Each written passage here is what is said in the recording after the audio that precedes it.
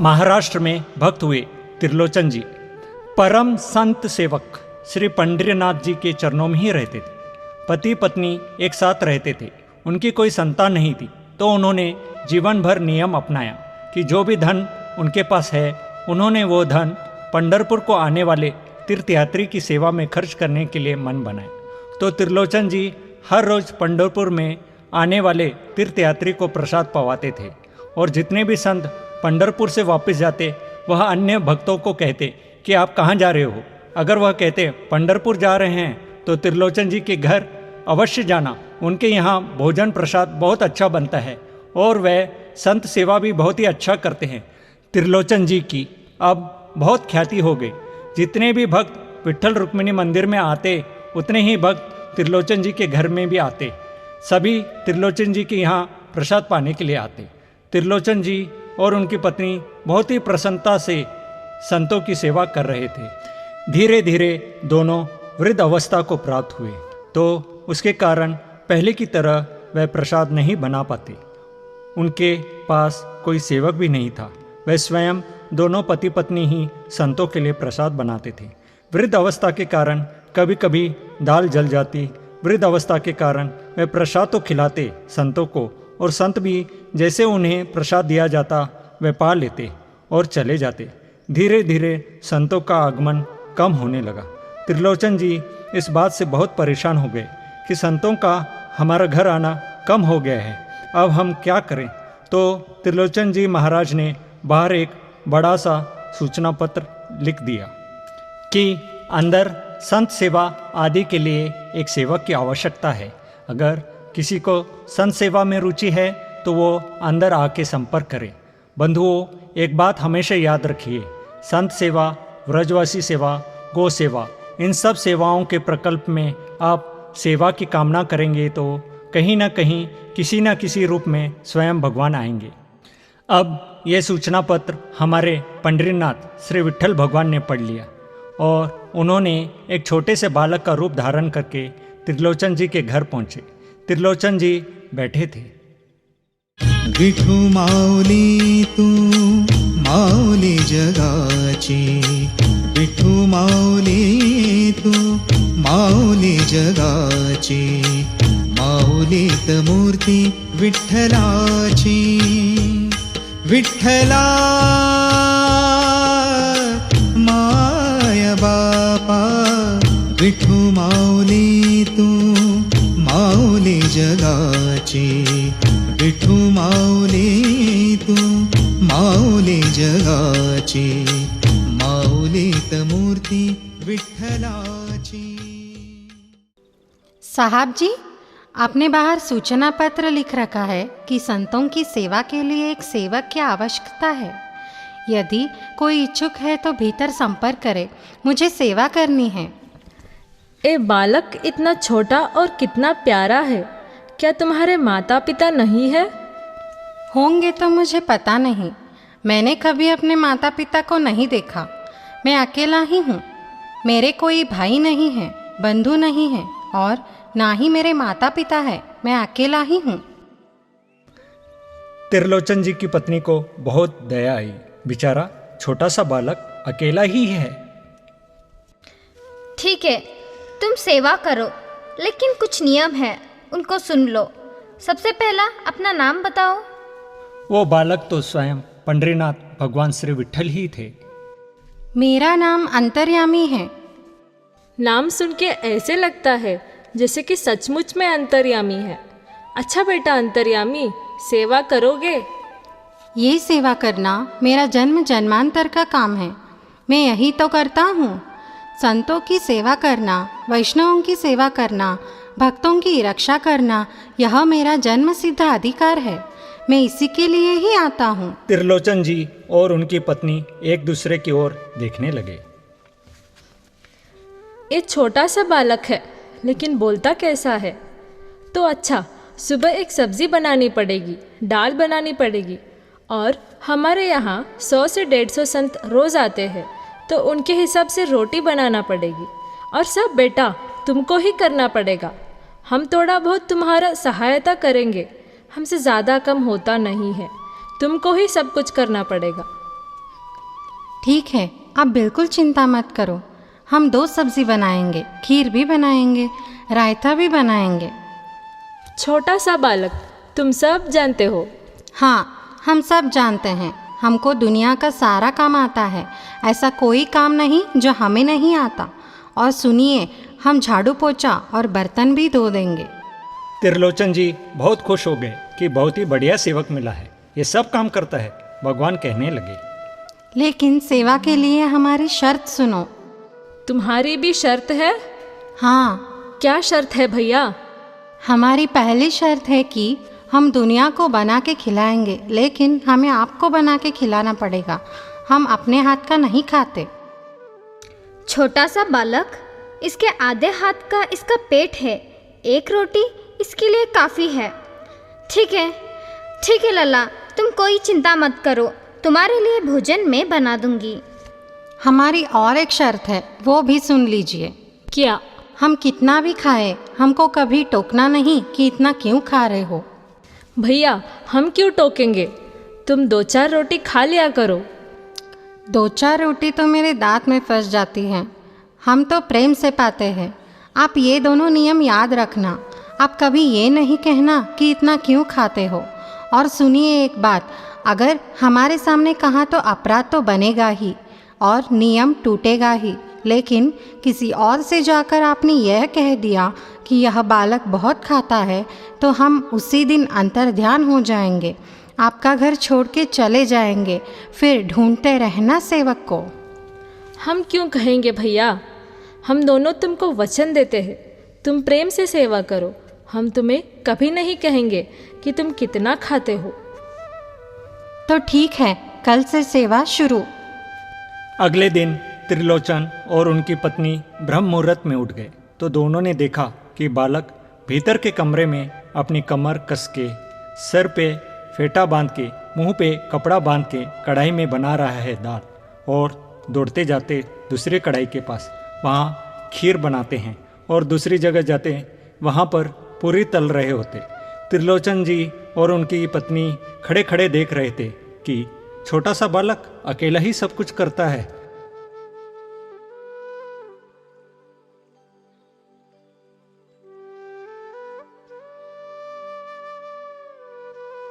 सुबह 8 बजे से संतों का समूह त्रिलोचन जी के घर आने लगे।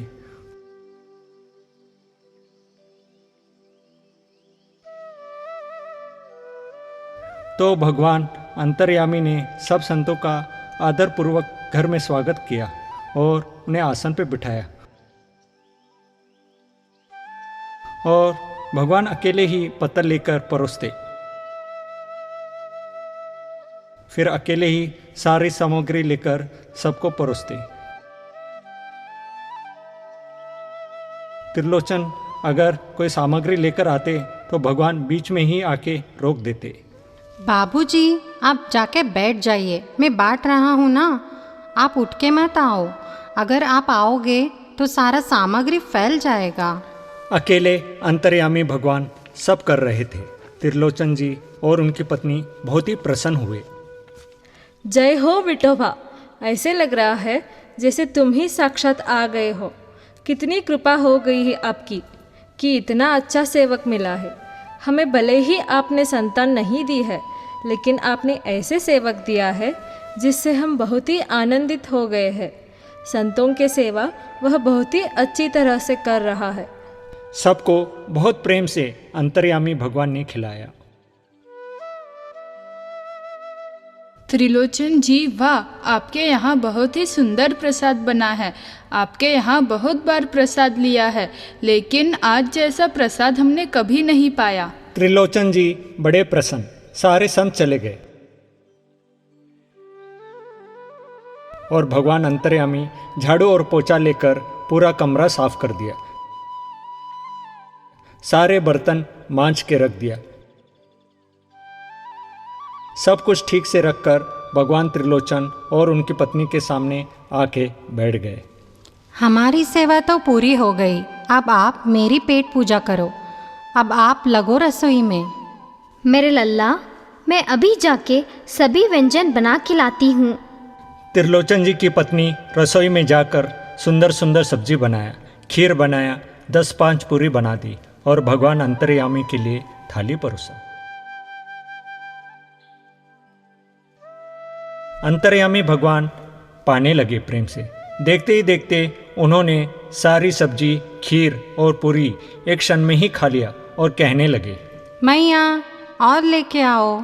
मैया गई रसोई में और लेकर आई 10 पूरी और सब्जी और खीर फिर से परोसा और अंतर्यामी भगवान ने फिर से एक क्षण में सारे व्यंजन खा लिया। अब मैया के पास इतनी ही सामग्री बनाई थी। मैया जल्दी जाओ, मुझे बहुत भूख लगी है। जाओ फिर से रसोई में मेरे लिए फिर से पूरी और सब्ज़ी बना के लाओ। मैंने आपसे पहले ही कहा था कि आपको हमें पवाना पड़ेगा। बेटा तुम बिल्कुल बैठे रहो, चिंता मत करो, मैं अभी जाके तुम्हारे लिए पूरी और सब्जी बना के लाती हूँ। त्रिलोचन जी की पत्नी मन में सोचने लगी, मैंने तो सोचा था कि इस बालक का छोटा सा पेट है, लेकिन ये तो कुआं है, कितना भी डाले भरता ही नहीं। त्रिलोचन जी की पत्नी आटा गूंथते गूंथते शाम हो गई।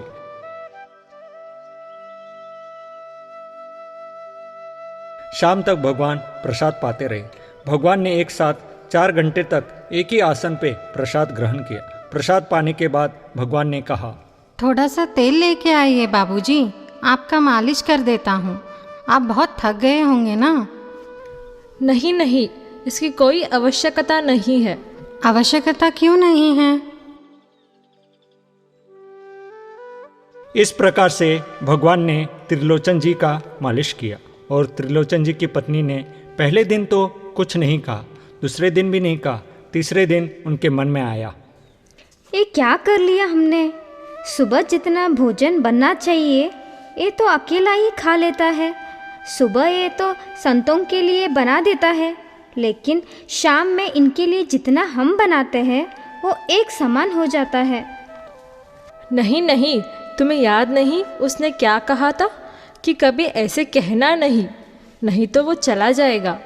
ठीक है, आगे से ध्यान रखूंगी।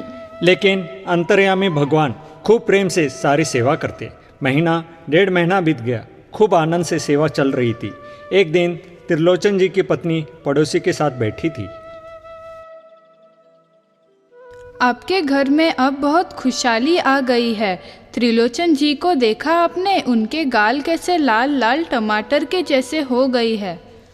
वो आया है ना हमारा सेवक अंतर्यामी, बहुत सेवा करता है। प्रसाद सब वही करता है और उनकी मालिश भी करता है, इसलिए त्रिलोचन जी बढ़िया है। त्रिलोचन जी तो बढ़िया हो गए हैं, लेकिन तुम क्यों सूख गई हो? तुम इतनी पतली दुबली क्यों हो गई हो? मेरा दुख कौन जाने। वो सबकी सेवा करता है, लेकिन वो अपनी सेवा मुझसे करवाता है। अरे छोटा सा तो है, मटक मटक कर सब्जी लेने जाता है।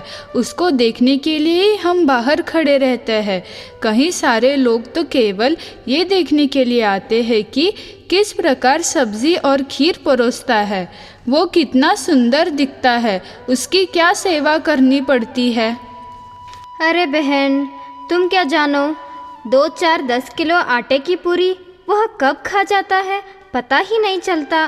पेट है या कुआं या समुद्र कुछ पता ही नहीं चलता। इतना खाता है, इतना खाता है, 4 घंटे की समाधि पर बैठ जाता है और खाते रहता है। उसके लिए थाली नहीं बड़ा थाला रखना पड़ता है, वह इतना खाता है। जैसे ही कहा इतना खाता है तो भगवान अंतर्यामी अंतर्ध्यान हो गए। शाम का समय त्रिलोचन जी अंतर्यामी के साथ भक्तों की चर्चा और भगवान का कीर्तन करते थे। अंतर्यामी, बेटा अंतर्यामी, कहाँ हो? बाहर आ जाओ। चलो हम मिलकर अब सत्संग और कीर्तन करते हैं। अंतर्यामी नहीं आए। पूरे घर में उन्होंने खोज लिया, लेकिन अंतर्यामी नहीं मिले।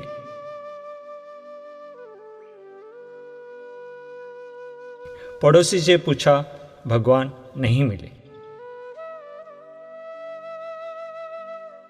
पूरा पंढरपुर ढूंढ लिया, लेकिन भगवान नहीं मिले। सब जगह खोज लिया, लेकिन भगवान नहीं मिले। त्रिलोचन जी बड़े उदास हो गए। पता नहीं अंतर्यामी कहाँ चला गया है। देवी, तुमने ये तो नहीं कहा अंतर्यामी से कि तुम कितना खाते हो? नहीं नहीं, मैं तो कान पकड़ती हूँ। मैंने किसी से भी ऐसा नहीं कहा।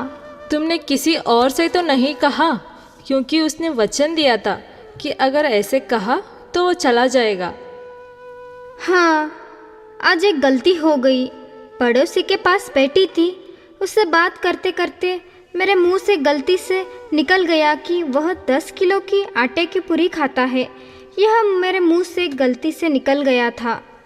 शायद इसीलिए वह चला गया। त्रिलोचन जी और उनकी पत्नी भगवान पंढरीनाथ के मंदिर पर जाकर बैठ गए और ठाकुर से कहने लगे, हे पंढरीनाथ, आपने हमको संतान नहीं दी, हमें इसकी अपेक्षा नहीं की। हमने आपसे कोई शिकायत नहीं की, हमें आपने संतान क्यों नहीं दी।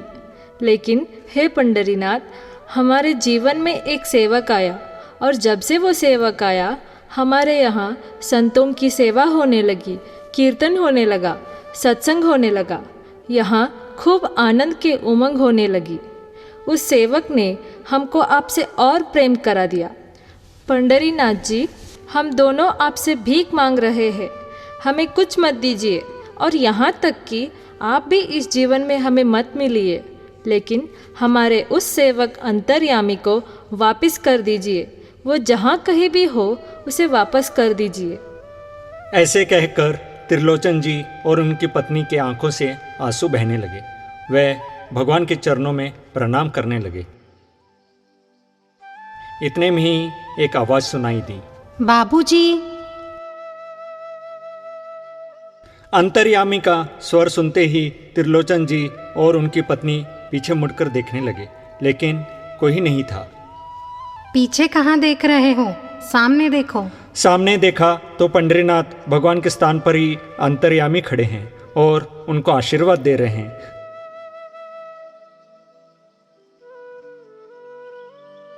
त्रिलोचन जी भाव विभोर हो गए। एक कैसी कृपा है नाथ आपकी, क्या आप ही ने अंतर्यामी का रूप लिया था? तो इतनी अच्छी संत सेवा, इतनी अच्छी खीर, इतनी अच्छी पूरी, इतनी अच्छी सब्जी और आपकी अच्छी मालिश की सेवा जो होती थी, इतनी अच्छी सत्संग और कीर्तन मेरे अलावा कौन कर सकता है? मेरे भक्तों की सेवा मैं ही करता हूँ ना। आपने तो संतों के लिए सेवक मांगा था, इसीलिए मैं चला आया। तो इस तरह भगवान ने त्रिलोचन और उनकी पत्नी पर अपनी अद्भुत कृपा की।